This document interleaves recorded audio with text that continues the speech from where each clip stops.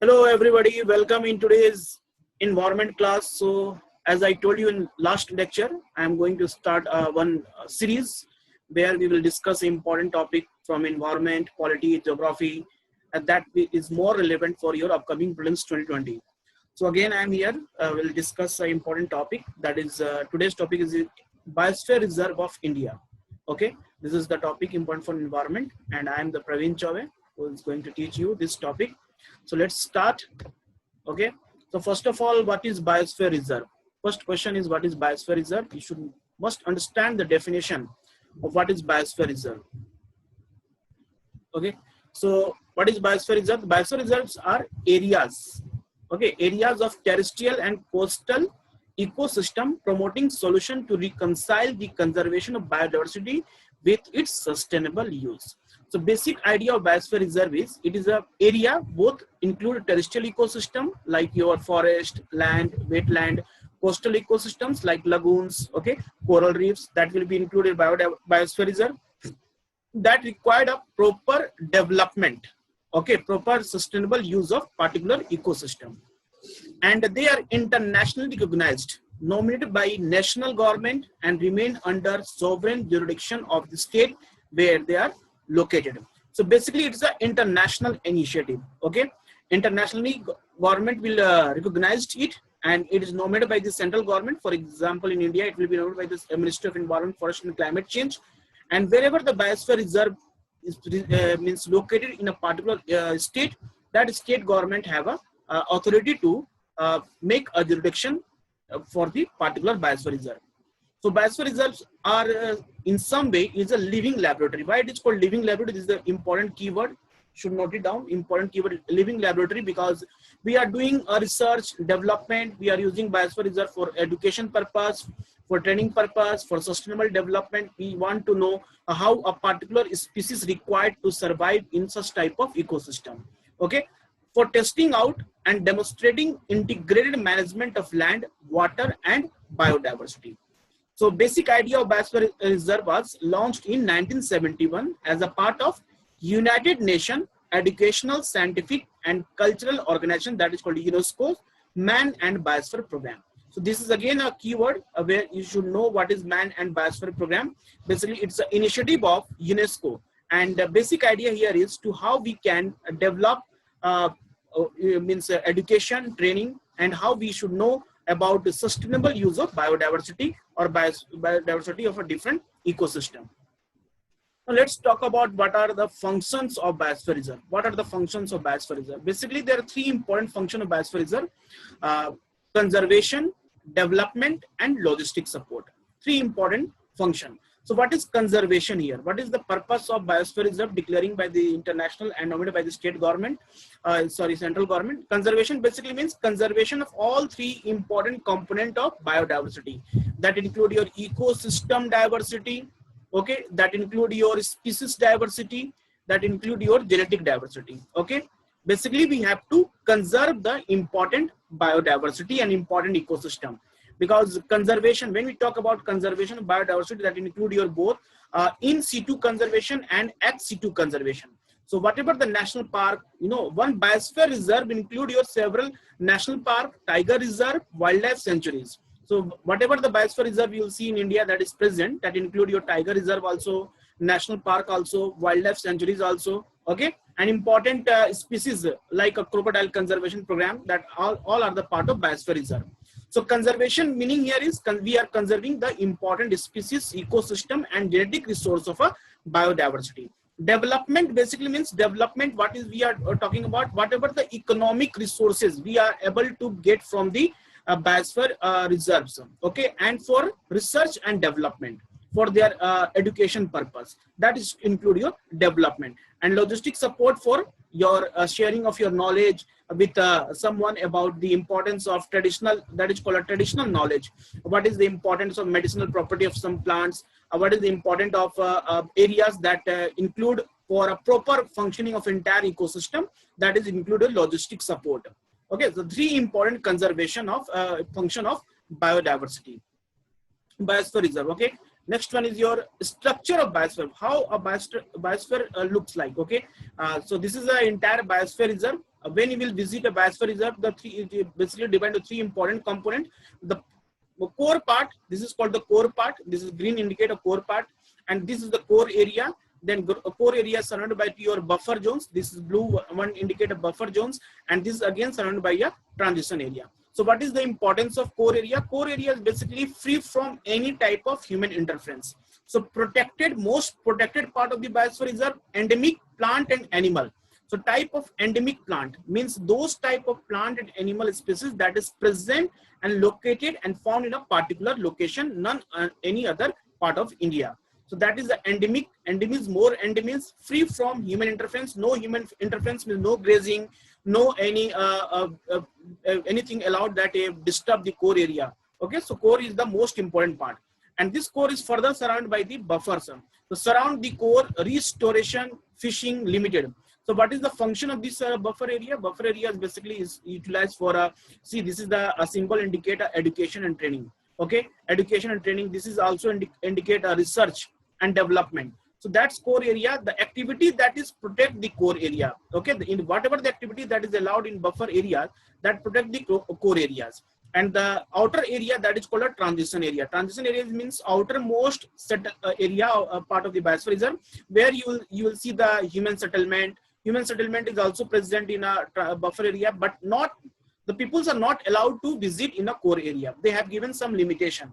Okay, and those who are in a transition area, they can do agriculture activity, grazing purpose. They can utilize this area. Okay, human settlement will be see here. Okay, crop lands we will see, socio-culturally and sustainable economic activity. Whatever the cultural, socio-economic development people are required, that everything is happening in a transition area. So this is the three structure of biosphere reserve that include your core area, then a buffer area, and then a transition area. So this is again a very important for prelims. Maybe they can ask you question in prelims exam, which of the following activities allowed in a core area, which of the following activities allowed in a buffer zone, which of the following activity allowed in a transition area. So try to understand the difference between all three structural part of the biosphere reserve. Okay, next one is here criteria for designation of biosphere reserve. How you can design nominate any location as a biosphere reserve, because we know that a biosphere reserve is a very large area, large extensive area, that include your national park also, wildlife sanctuaries also. Okay, tiger reserves are also, elephant reserve also. So a site must contain protected and minimally disturbed core area of value of natural conservation. The first criteria is that protected and minimally disturbed means minimum interference of human beings. So core area, that is where you will see a endemic plant, animal and animal species are present. That's required more protection by the government. Second is core area must be biogeographical unit and should be large enough to sustain a viable population representing all trophic level. So biogeographical unit that indicate a large area, like for example your like Nilgiri. Okay, Nilgiri is large biogeographical area that include your Western Ghat also, Eastern Ghat also, Western slope, Eastern slope, both include type of vegetation like tropical evergreen vegetation. Deciduous forest is also there. Different types of species are there. So biogeographical area that represent a large population. Okay, the involvement of local communities and use of their knowledge in biodiversity preservation. So this is the one important function of biosphere reserve is conservation. So how we can conserve? We can conserve with the help of local communities. Local people, you know that most part of the tribals basically they are know how to protect the particular ecosystem. They know the reason behind this, for they know the process how to conserve a particular ecosystem. So that a local community support is very, very important here. Okay. Another point is area potential for preservation of traditional tribal or rural modes of living for harmonious use of the environment. So basic, no need to install of any industries, not need of any scientific development. A proper traditional tribal area should be there. Rural modes of living means peoples are depending on the natural forest. They are doing agriculture activity. They are keeping some of the cattle. So, okay, that required a harmonious relationship between man and nature. So that's why it's called Man and Biosphere Reserve Program. The name is called Man and Biosphere Reserve Program because of coordination that required for proper conservation of entire biosphere reserve. So these are the important criteria that include for designation of any protected area network as a biosphere reserve. Another one we will discuss about the main organization that started an initiative for declaring any area as a biosphere reserve. So in 1968, basically it's a UNESCO World Network of Biosphere Reserve. In 1968, UNESCO organized the Biosphere Conference, okay, which saw the beginning of the concept of Biosphere Reserve. Now, this is the first point is important. Maybe in prelims they can use it's an initiative of UNFCCC. It's an initiative. It is an initiative of CITES. The many environmental international bodies that protecting the biodiversity or important animals. They can also use it is the initiative IUCN. So try to understand the organized body, a main body who have given the concept of biosphere reserve. This was the first intergovernmental conference examining how to reconcile conservation and use of natural resources, thus foreshadowing the present day notion of sustainable development. So basic concept here is sustainable development. See, required development is required, economic development of any country is required, but that type of development should be a sustainable. That means whatever the resources we are enjoying right now, our coming generation will also enjoy the same natural resources. This conference resulted in the launching of UNESCO Man and Biosphere Program in 1970. Okay, so this is the three important point is very, very important. That is you should know the history of where it was the initiative was started and which body, international body was behind for starting such initiative. Another one is the Man and Biosphere Program recognized area. Now, what is the function of MAB? We are saying that Man and Biosphere Reserve Program. So what type of area they are recognized are typical of the world's major terrestrial or coastal ecosystem.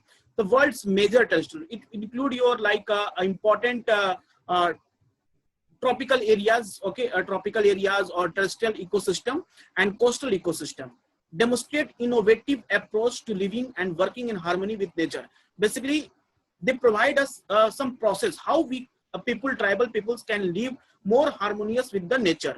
There should be a relation, should be a more harmony with the nature, and we should not provide any damages to our ecosystem. We also extract the natural resources, but we have to focus on our sustainable development. It demonstrates how to achieve a sustainable balance between conserving natural ecosystem and biodiversity and fostering sound economic development.